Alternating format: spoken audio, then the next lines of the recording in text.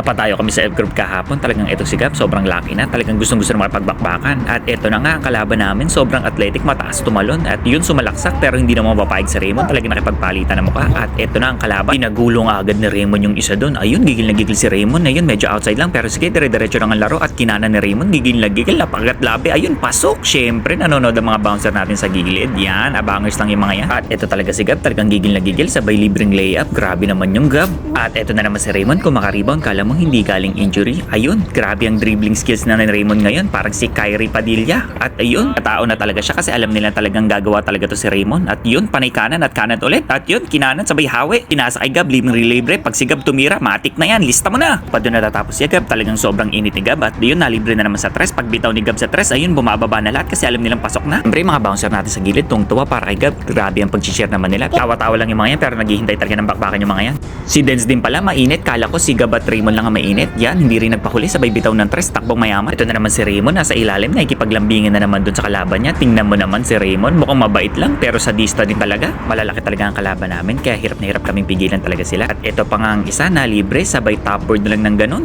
Din talaga nagagawa ng height sa basketball. Itong play na to, dito nga nagtapos ang lahat. Naku, hindi inaasahan, biglang na-discratch si parang Raymond. Ako po, boom! Aray, ang sakit niyan, Raymond. Hindi ka na naman makakapag-basketball niyan at panay lulo na naman ang gagawin mo, matik yan. Huwag kalimutang i-share tong video na to, yun lang.